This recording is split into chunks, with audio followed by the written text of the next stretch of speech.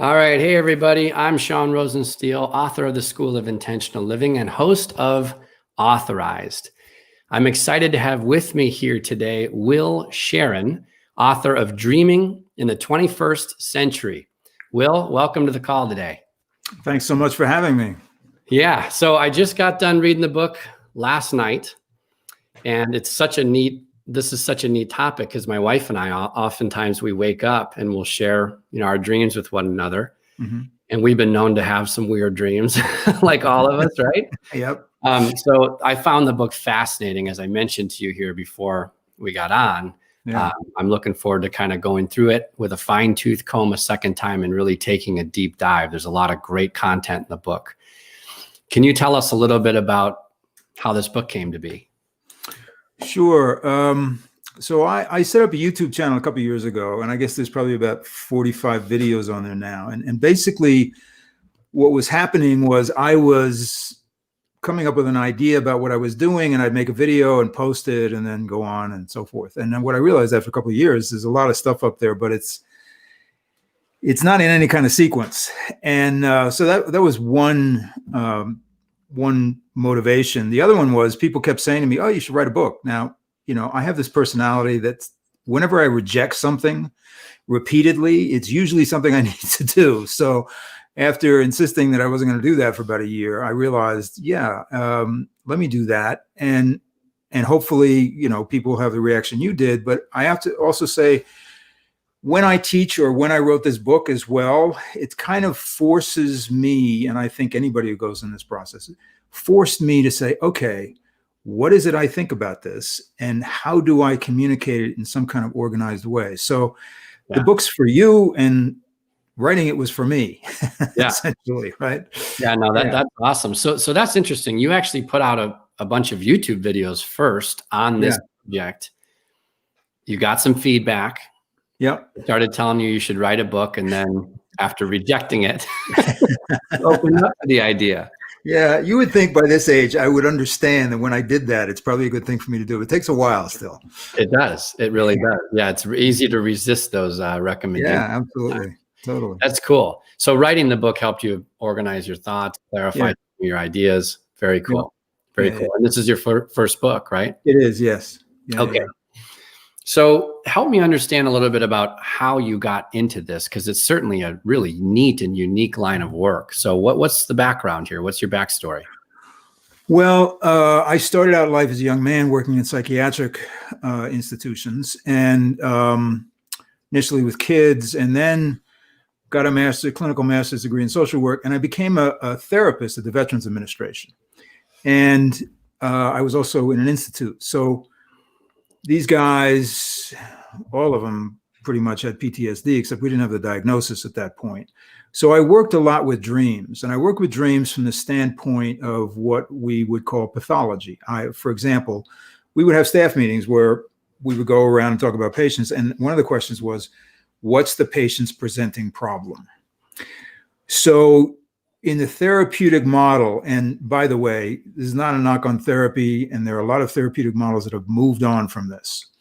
But in the one that I worked in, you started from this problem, and you worked the problem with a dream from the standpoint of trying to understand what the patient was immersed in. Okay, so I did that work for 5-6 years, then had a 30-year career that involved being an actor on soap operas and a law school student. And I was fortunate enough to have some pretty senior corporate positions. And then that ended, and I was thinking about going back to recertify my master's. Discovered it would take me another 2 years to do that. And somebody said, don't do that, get a coaching certificate. I didn't know what that was, but that sounded like 9 months is a lot better than 2 years. Here's the difference. In coaching, the container of coaching is you don't have a problem, you have an agenda. You are naturally whole, creative, and resourceful, right?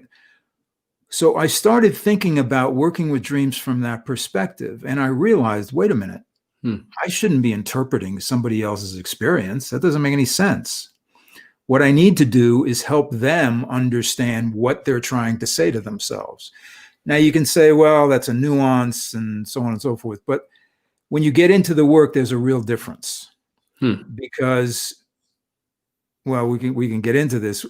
Since I'm not interpreting a dream and I'm not extracting meaning from a dream, then that dream lives in you like any other experience. So, I mean, say, Sean, you meet somebody for coffee, you think it's going to take 15 minutes.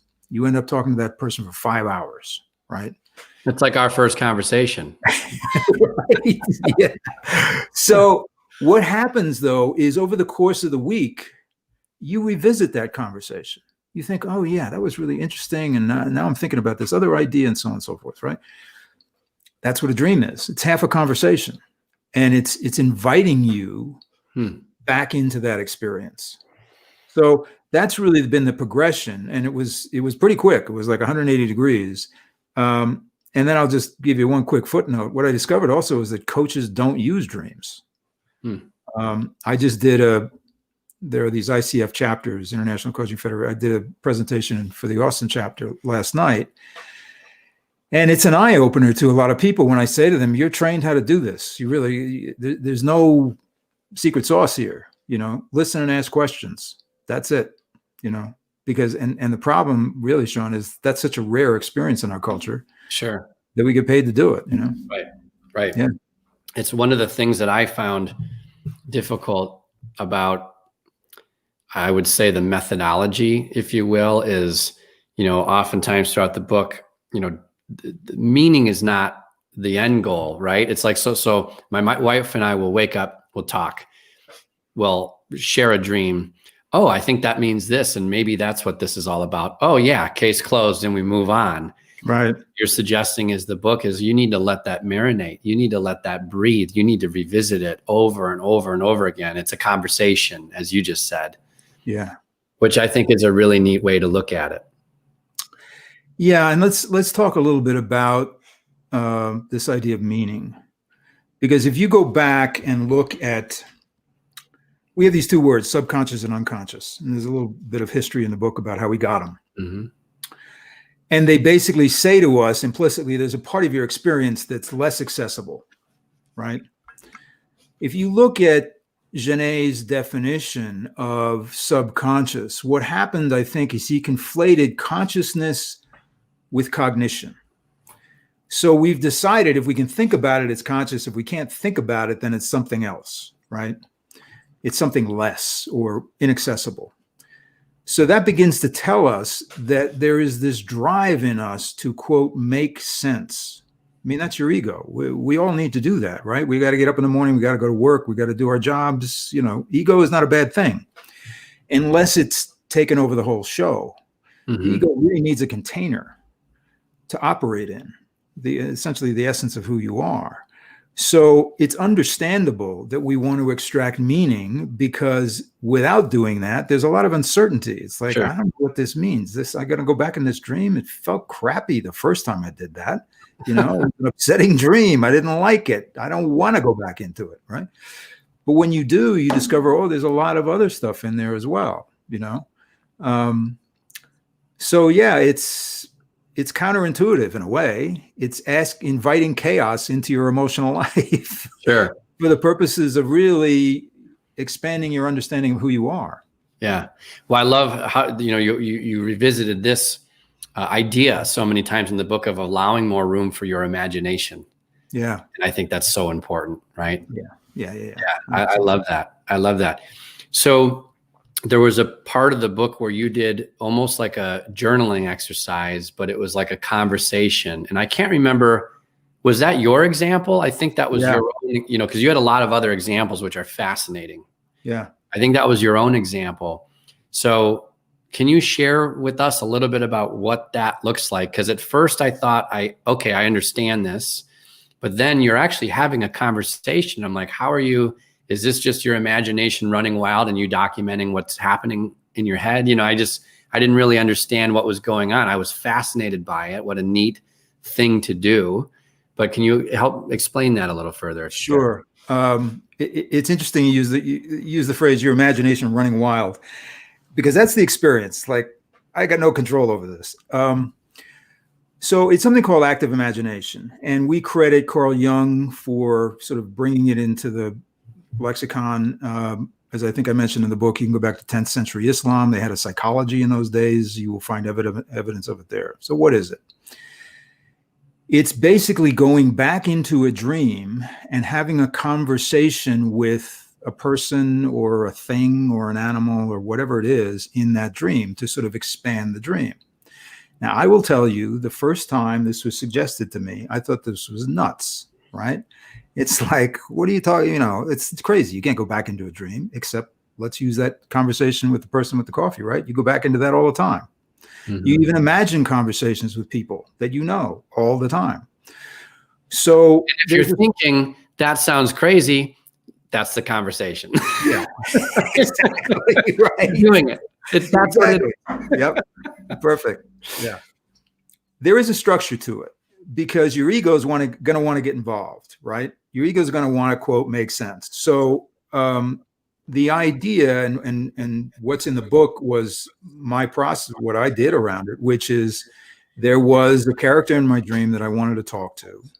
So I sat down in front of my computer and literally wrote a script, right? So my side of the script was, will you talk to me? And then yes, and then my next question, so forth.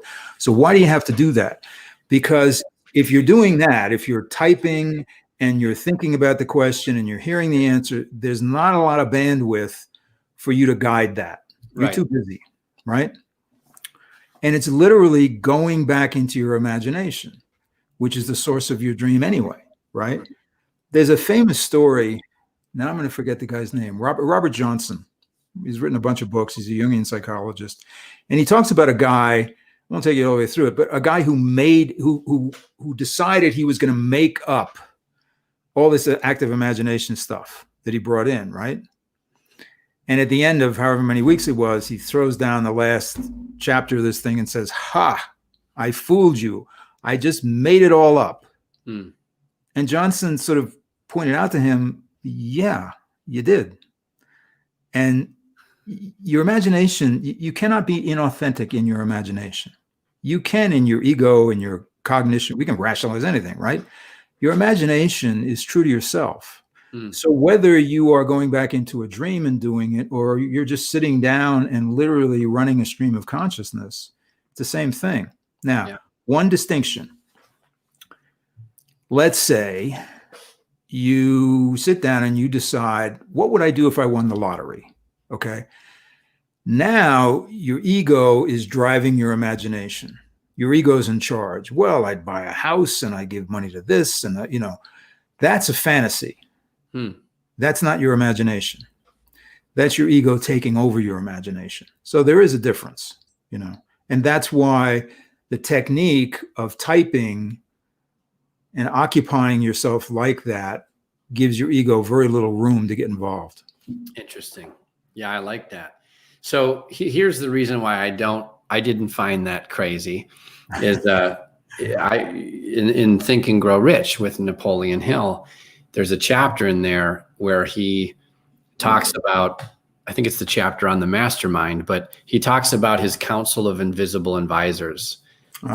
And he basically writes down a list of people who he admires, both living and deceased. And he says, these are the people who I'd like to learn, character traits from. And here are the people whose values I'd like to embody.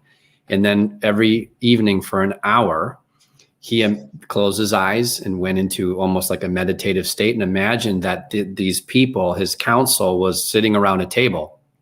And he'd basically just come to them with a problem that he needed a solution for, and he'd wait for them to speak up. Yeah. And he was able to do this because he read the biographies. He was close friends with certain people. So he suggested in the book. So, I mean, I value imagination. I get and appreciate all that. So when I read that, I'm like, oh, that's a really neat, I've never thought about doing that before. My big resistance to that is like, when am I going to find the time to sit down and script out the dream? It's like, is that 5 minutes after I wake up? Like I'm going to have to put that into my little morning routine, add some more time to that. So, right. Yeah. It's not, it's interesting because obviously I hear that all the time, right? I don't have time to write this stuff down. Yeah. Like, yeah, okay. It's 10 minutes. I Yeah. mean, literally. And you can type it on your computer. I mean, I handwrite mine just because I get into the ritual of that kind of thing. But you can type it up on your computer. And the thing about, and then some people go, well, I'll make some notes. It's like, no, don't make notes. Because when you tell the dream, so imagine this. When you tell a dream to somebody, what you really want to have the experience of is you and that person sitting in a theater next to each other, watching a play, right? That's the story that's going to come out. Imagine if you were in a theater watching a play, you got into the second act, and all the actors stopped and said, gee, we forgot to tell you about the guy with the pelican and the green shorts in the first act. So we're going to stop. We're going to go back to that, right? Well, that's what happens when you don't write down the story. You start telling it, and then you go, oh, yeah, there's this other thing. Now you're out of the dream. Now the story is a sort of a jumbly mess, Sure. right? Because not only do you want the story, you want the emotion of the story. Right. And oftentimes the emotion of the story doesn't match the story. You know, you'll be 50 stories in the air with your toes hanging over the edge and a 50-mile-an-hour wind, and you're fine, you know, but the person listening to the dream is going, oh my God, you know, that's not good. Right. Right. And then we work with that. So, you know, just like with memories, do those recollections, those emotions fade with time? So is it important to get into that mode, capture it, script it out sooner than later, I would imagine? Yeah. I mean, my point of reference really are the people that I work with, right? So usually they're into the process of remembering their dreams. And to that end, a dream is useful probably for 2 or 3 days from the standpoint you're describing, right? Because they're going to have another dream. Right. And so what we want to do is get as much out of the dream as possible by going back to it and experiencing the various, it's more an emotional experience, right? You're not going to, the story is the story. So yeah, once you sort of get into the idea that dreaming is a very ordinary experience, that you do it all the time, and that this is your process, like, you know, like Napoleon Hill's thing. It's like, this is what you do. It's and it becomes a part of your life. And it's a part of your life anyway, so you may as well, you know, deal with it. Make some use of it. Right? Yeah, exactly right. So let me ask you this. If we're not analyzing, because I realize that's not, you know, a friendly word after reading your book. So we're not necessarily, it's not an analysis of the dream. We're not looking to find meaning necessarily.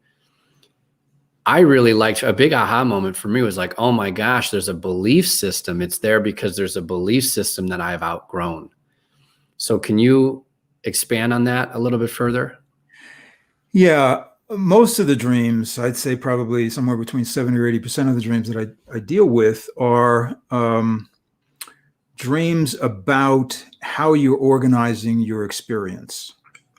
So, for example, there's a woman I'm working with who's an artist and a singer, and she wants to make a living doing that. And so that's been the focus. And what happens? She has a dream about men and the men in her life and her expectations of those men, which, let's just summarize and say, is not much, right? So that the dream presents that to her, that your expectations of men is that they're really not going to be there for you, okay? The implicit question is this what you want? Because guess what? You can't be the artist and musician you want to be unless you change your expectations in every aspect of your life, right? So, and now, of course, she could change her expectations and the guys may not step up. I don't know, you know, or they may have already stepped up, which is why she's having the dream to say, hey, wait a minute, the men in my life are different now. So that, a lot of times that's what a dream is doing, is showing you how you're organizing your experience with the implicit question, is this what you want? And that's a lot of them. Yeah. Yeah, I love that. With the understanding that there are no guarantees, to your point a moment ago, right? Yeah. Right. Interesting. I love that. Yeah. So go ahead. I was just going to say, you know, if we need another word for meaning, we can use the word message Hmm. because that's a message, right? And it's informing you in some way. It's saying, okay, think about this, look at this, right? And then the more you do that, the more then you go, oh yeah, now I get this, now I get that, So the end result may be similar to meaning, Yep. but I would argue it's more robust. It's more at a feeling level than an intellectual level. Sure. Can it be meaning if I don't close the case and I leave the case open? I'm looking for meaning, Will. Well, the only thing about meaning, man, is you're taking something you created in your heart and shoving it up into your head. Right. Yeah, I It's get it. okay. I mean, it's not, obviously people have gotten benefit out of the analytical process. Yeah. I mean, I would be a lunatic to say that they haven't. I have. I've been in analysis, right? Yeah. It just takes longer. Yeah. No, I like reframing meaning into message. That makes sense to me. Yeah. Cool. So you talk about different types of dreams. Right. So can you tell us, I think there were 3 main types of dreams. Is that right? Well, 2 basically that I use. Now within those 2, there are subcategories. Okay. Yep. As I think I point out in the book, I'm very resistant to this. And I come by it honestly, because when I was working in psychiatric hospitals, I got immersed in the diagnostic process, which is brutal. Basically, you're taking an aspect of someone's existence and labeling them, and it's horrible, right? And we kind of need some kind of structure to hang our hats on. So the kind of dreams I was talking to you about before are what I call reflecting dreams, literally a mirror. You're standing in front of a mirror. This is what you're seeing. What do you make of that? It's asking you, do you want this behavior? Do you want to see the world in this kind of framework? There are a variety of variations on that, like nightmares. You have a nightmare, I always say to my clients, that's your lucky day, because guess what? You're saying, hey, pay attention to this. This is important. Okay. There's another class of dreams that I would call becoming dreams, where you are getting nudged in a particular direction. Usually there aren't answers. I mean, I think this dream is in the book, where a guy is on a bicycle riding through Mexico City and having all kinds of adventures that are not pleasant. And he's got directions in his hand that he doesn't look at. And then at the end, he looks at it and he gets this double-winged butterfly that flies up, right? Now, the arc of that dream was basically saying to him, you're leaving where you are. You're leaving this career that you have. And you're headed into something that is A, beautiful, and B, you don't really know what it is. Okay. So that's a becoming dream. Now, sometimes people have dreams that are more specific than that. But usually what they're doing is validating a feeling that you've had, that you need to make a change, and then pushing you in a particular direction to investigate something. And oftentimes that investigation has all kinds of dimensions to it and so forth. So those are the 2 big buckets. Within that, people are always interested in precognitive dreams. And, again, I was a big skeptic. I find that mothers have a tremendous number of precognitive dreams. I mean, I had a client who dreamt that her daughter, she took her daughter to the hospital. Well, her daughter's in France. She's in the United States. Woke up the next morning, her daughter's in the hospital. You can say that's a coincidence. I don't think so. I mean, because dreams don't deal with linear time. We do, but the dream world doesn't. You go to sleep, you wake up, you look at the clock and say, okay, I slept for 8 hours, but you don't feel 8 hours. Sure. You went to sleep and you woke up. That was your experience. So there are different types of dreams within it.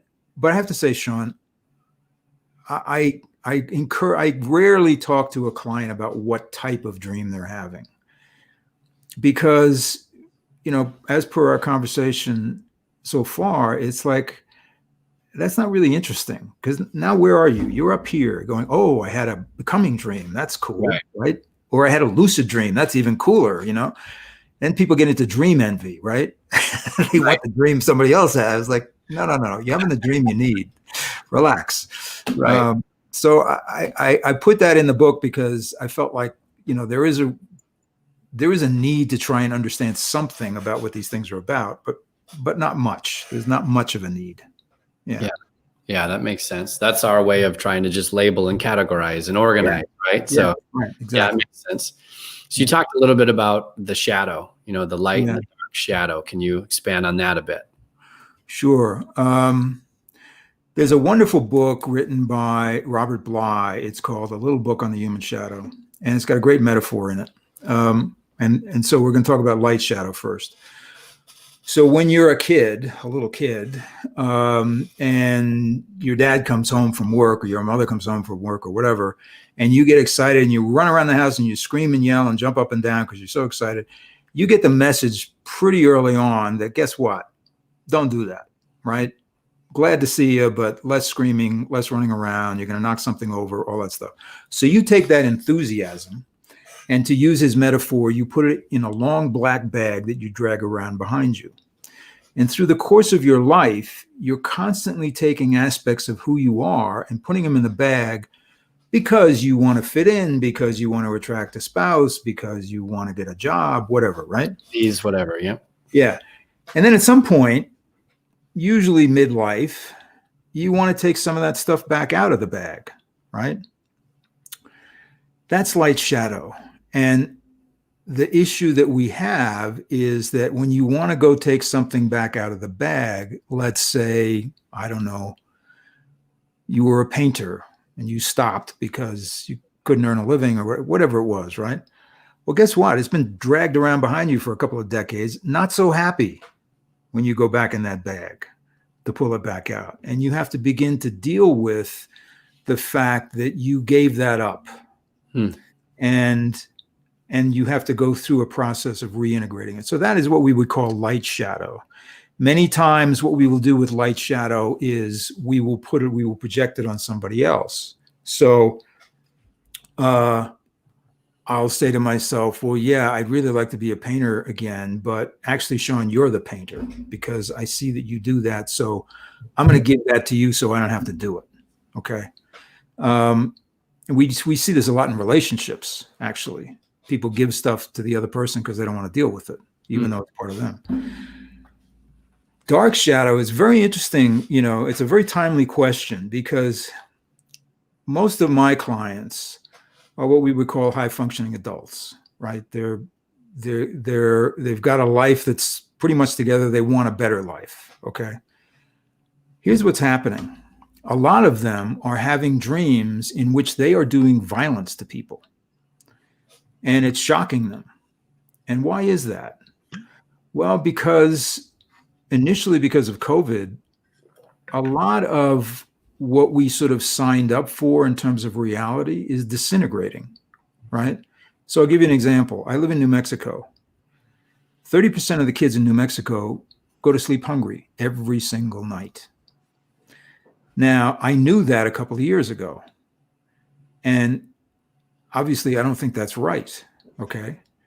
Now, I feel in my gut there's something really wrong with the fact that we have rationalized that it's okay for kids to go to sleep hungry. And I think we're being confronted with that all over the place in many different ways. Now, so what's happening here? Usually, if we're looking, let's go back to light shadow. So usually what's happening is you're going to have a dream that's going to say something to you like, okay, you know, you're deciding you can't do this. Is that really what you want to decide, right? So then you go out and get some experience. You go try it. And there's a feedback loop, right? Your dreams keep informing you, yeah, that was cool. Or, you know, what about this or whatever. Now it's almost the reverse. Now reality is hitting us in the face. And we're talking to ourselves and saying, guess what, Slick? You're doing violence. You can't just sit there and pretend the way you've been pretending that you're not. You know, we're all responsible. What do? That's individual. Everybody figures out, what they're going to do.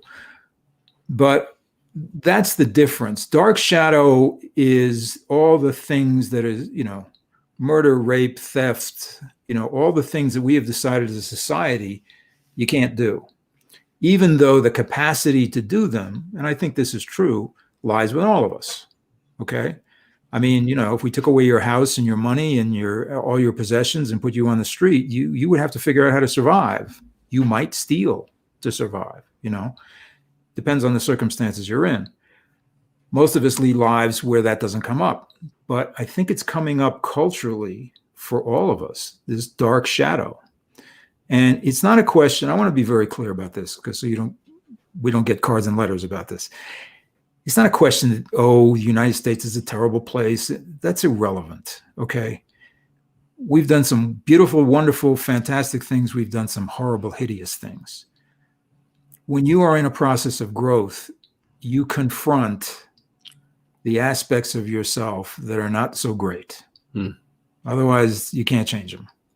So that's what this is about, I think. And like I said, on an individual level, I'm seeing more and more of these dreams where people are casting themselves as the perpetrators of violence. That's fascinating. Yeah. Yeah, fascinating. So can I share with you one of my, I would call it a recurring dreams. Okay. I've had for, as long as I can remember, but probably 10, 15 years. Okay. Is that okay?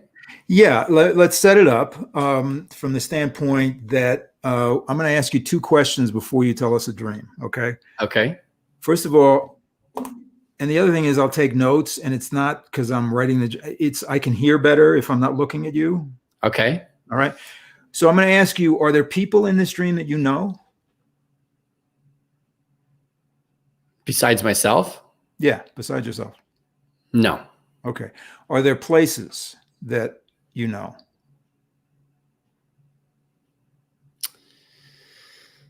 It's a quick dream.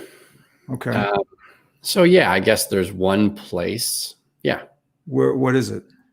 My bedroom. Bedroom. Okay. Your current bedroom? No. When was this bedroom?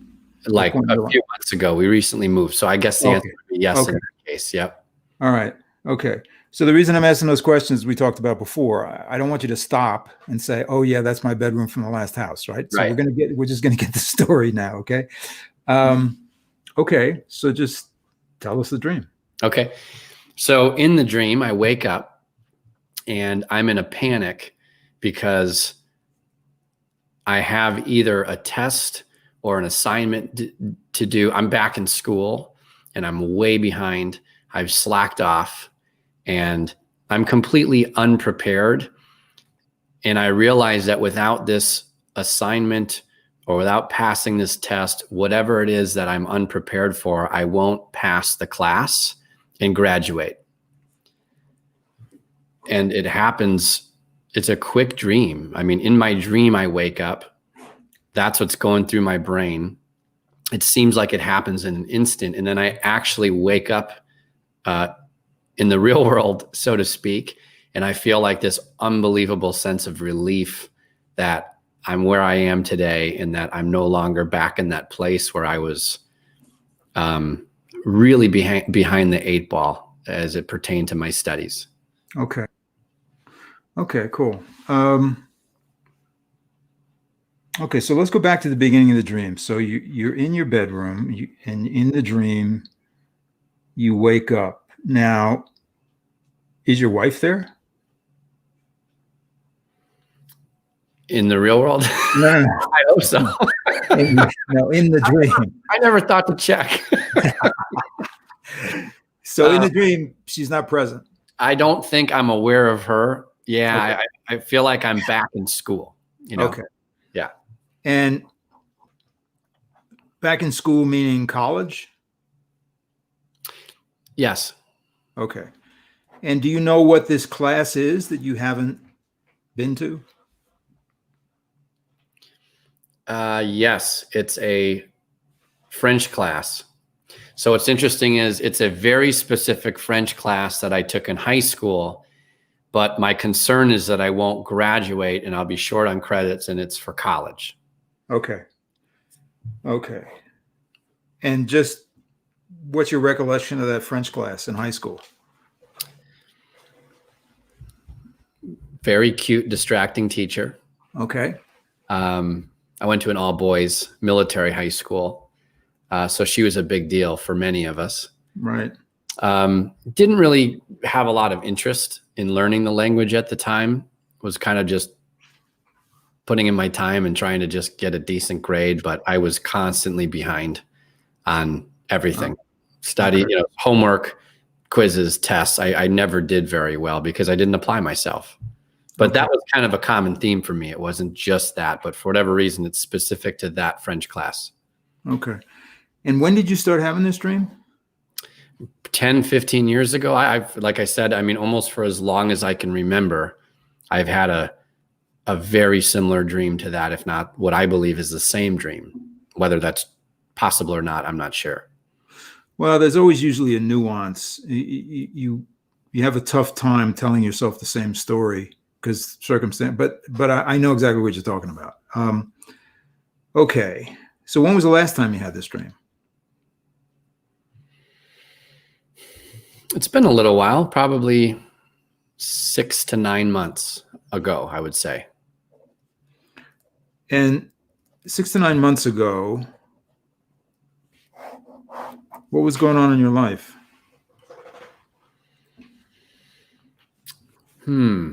Holidays, probably, right? Right. Okay. What was going on professionally?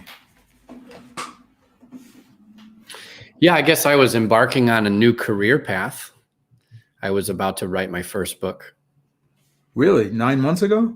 You started writing it? I started writing in February. Yeah. Okay. Okay. Okay. But I knew my intention at the end of 2019, the beginning of this year was, this is the year. So, I mean, it was a very strong intention that I had for myself to write a book. And to also kind of embark on a new career path as well. Okay. Okay, so this feeling that you wake up with, so I just want to get some clarity on it because there's a feeling as you tell it that you wake up and have the awareness, oh my God, right? But then in the telling of it, you say you knew you were behind and slacking off. So what do I want to ask? I want to ask you, as you wake up in this sort of panic, what am I trying to ask you? In the telling of it, there feels like there's this conflict because on the one hand, there's this chronic behavior that you're just not doing what you're supposed to do. And then in the dream, there's like, oh my God, now we're really in trouble. Is that right? Is that's... Yeah, I think that's accurate. I think that's accurate. And then there's that sense of relief when I wake up like, oh my gosh, thank goodness I'm not back in that place. I'm here and I've got this. Okay. Yeah. Okay. So if we go back to the idea that this dream is showing you a way of organizing your experience that you're ready to leave, what does that tell you? I would say that I'm ready, that I'm not the same person I used to be, that I've grown a lot since then. Okay. And we also know that you have this dream repeatedly. So taking both those ideas, why do you think you keep having it? Well, going back to what's in the book, I would say maybe it's to shed this belief system that I'm not ready or I haven't come far enough or, right? Yeah. Yeah. There's two ways to look at dreams like this, usually. One is that they're a reminder to you of humility. So I'm going to take your dream for a minute. I have a dream like this whenever I'm about to take the next step. Okay. And I experience it as listen up, boyo. Don't get too over. Don't get too egotistical here, because you're human. And if you don't pay attention, you can screw this up. That's one way to look at it.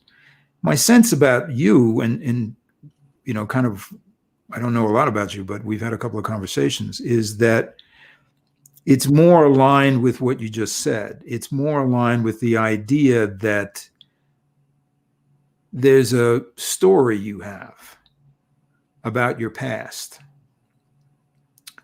that I'm sure has a lot of elements of truth in it, Mm-hmm. but it's not the truth. You've organized that experience in this way, right? Cute teacher, not really that interested, going to try and get a grade, but see, the whole deal with school was not really your thing. And so because we get grades, because we get measured in school, you've got a story about that experience. Now, I don't know what else there was, but I guarantee you there was more than that. Sure. Something was happening with you as a human being that was saying, okay, I'm in this thing, I'm going to this school, but this is not who I am. This is not how I learn. This is not whatever, I don't know that. Right. Hmm. So this dream keeps coming up because I'm going to make a guess here. You still got this story going on. Hmm. And it's asking to be revised. It's asking in a funny way that you go rethink this, because I have to feel that the reason you're doing what you're doing today is because of some experience you had that you're not recognizing in the past. Because when you describe it, it's kind of like, well, I was sort of a screw up, but now I got my act together, right? Right. Okay, life's not really like that. There's a progression. I still don't have my act together, just to clarify this. Just hold on a minute, Will. I'm a hot mess, just less of a hot mess than I was there you go. Right. 20 years ago. Another 20, it'll be a little better. Yeah. No, that's good. I appreciate that. Yeah. Cool. So it might be useful for you to just sort of do some exploring in your own mind about your experience and what may come up, or people you remember, or maybe this woman not only was hot looking, but represented something else to you. I don't know. Yeah. Cool. No, that's great.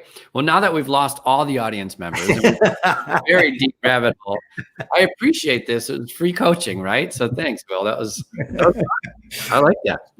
Yeah. So tell me a little bit about how people can find you, how they can find your book.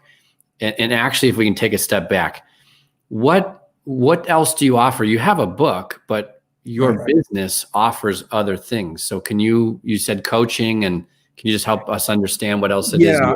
So, I mean, I guess I'm a coach. I mean, I'm a certified coach. I don't know how much I identify with that profession. Well, it's a label. What? It's a label. It's a label, yeah. There's a Gaelic title called Anam Cara, which means soul friend, which resonates with me a little bit better. So yes, I have a private practice for people who want to work with dreams, and I don't charge for a consultation because I don't know if I can help somebody. So if somebody's serious about being interested in this work, they can go on my website and get in touch. We'll set up an hour. The second thing is that I teach a class, and it used to be just for coaches, and now it's pretty much for everybody. And the last class of the year starts September 15th. And again, you can find out more information. It's a 6-week deep dive. Cool. Into the dream world. And it starts September 15th. And then the book's on Amazon. It's probably the easiest way to find it. You can also get it on my website. Cool. Awesome. And your website, willsharon.com, is that right? Yep, that's right. That's it. Yeah. willsharon.com. Okay, cool. Before we go today, can you share with us, maybe, I don't know if you're allowed to share a client's experience, but like, what's the craziest thing you've ever heard, whether it was from a client, if you're okay with sharing it, or if it's just from your own personal experience? My dream was kind of boring, right? So give us something exciting. What's the craziest dream story you've ever heard about, and what was the, takeaway from it? Well, let me tell you a dramatic story of a client's experience. So I had a client who was a fairly senior guy in a hedge fund. Okay. And I don't know, he had about 3 houses and all the stuff you have in that life. And as we started working, he kept having dreams about dogs, and specifically golden retrievers. It turned out what he really wanted to do was he really wanted to raise golden retrievers. But he didn't even have a dog because he worked like 14 hours a day, and his life was, and it was impossible. He wasn't going to have a dog. Okay. So we went around and around on that for a while. And I said to him, look, how about this? How about just as a hobby, you find out everything you can find out about raising these dogs, golden retrievers, right? So we did. I mean, he was one of those guys who, if you give him a project, it's like he's into it. He found out everything, how you build the kennels, what you feed them, where, all that stuff, right? One day, the hedge fund goes out of business. Boom, gone, right? Within 9 months, he had divested himself of the properties, bought a farm, and raised dogs. Now, to me, that's probably the most dramatic example I have in my practice, in my experience, of someone stepping into who they really were, right? And it's dramatic because this guy had built, you know what, I mean, we can imagine what that life is like, right? You go to work, there's huge amounts of money, you're spending all kinds of money, you got all these obligations, there's economic enterprise going on. Very difficult to turn that ship, you know? Right. And so, you know, whether you believe in God or the universe or whatever it was like, okay, boy, you're not going to do this for yourself. Here you go. Whammo, you know, no more job. Right. And, and so that's an example of really how working with dreams, I mean, it's an extreme one, but really shapes the path you're on, and the path you want to go down. I love that. I especially liked what you talked about when it came to, like, you know, okay, take it on as a hobby or an interest and go do all the things, take the actions and do all the activities that someone who is looking to do this might do. Because you hear the same thing, like, oh, I want to open a restaurant. Right. Cool. So go get a job as a busser. Right. And then go work the register, and then go work the back and the dishwasher, you know, get a familiar sense of what that looks like, what that entails, and work your way through that and up so that you're absolutely sure you want to take out this loan, right? Or whatever it is. Yeah. And that lease, hire these people, take on payroll, you know, let's kind of walk before we run with this concept. So I love what you're talking about. You know, and to that point, I would just say quickly that I often find that people have built infrastructure that they're not really even aware of. You know, they have figured out how to learn some skills that are aligned with what they're going to end up doing. And it's not in awareness. You know, they just do this stuff because they did it, right? This guy was a little clearer, but it was a hobby, right? Sure. But sometimes, you know, if you look at your own life, I look at mine, it's like, how the heck did I end up doing this, right? Right.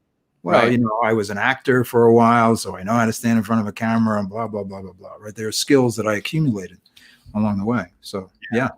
That's cool. Okay. So to find you, to work with you, to buy your new book, you said willsharon.com is where we can find you. Yep. I have some friends, I think, who would love to work with you, and I would probably love to work with you at the right time. So how can I label you? Because if I say, hey, friend, you got to meet this guy. He's your soul friend. That not so well. So, you can tell him I'm a coach that does dream work. Dream work. Cool. Yeah. Dream work. Yeah. Cause you're not analyzing dreams. Right. Point. You're not really analyzing anything. So a coach that specializes in dream work. I love that. Yeah. So that's what you would call your niche, so to speak, or where your specialization is in dream work. Yeah. Cool. Absolutely. Yep. That's awesome. That's awesome. Well, thank you for being on the show today. This was so much fun. I really enjoyed it. Yeah, cool. What's one, if we could ask you just one more message you could share with us today, if there's one thing you would want the audience to take away after our discussion, what might that be? That your dreams are ordinary. They're an ordinary aspect of your experience. They're not mystical or magical or inaccessible. being a human being is mystical and magical, but not dreams. It comes with the package, you know? It's like seeing and thinking and dreaming. So why ignore them? You know, they're there, they're free. And they will inform you in ways that you won't get through your own thinking process. That's what I would want people to understand. I love it. I love it. Cool. All right. Will Sharon, Dreaming in the 21st Century is his new book. Will, thanks again for being here on the show. This was a lot of fun. Okay. Take care of yourself, man. You too. Talk to you soon.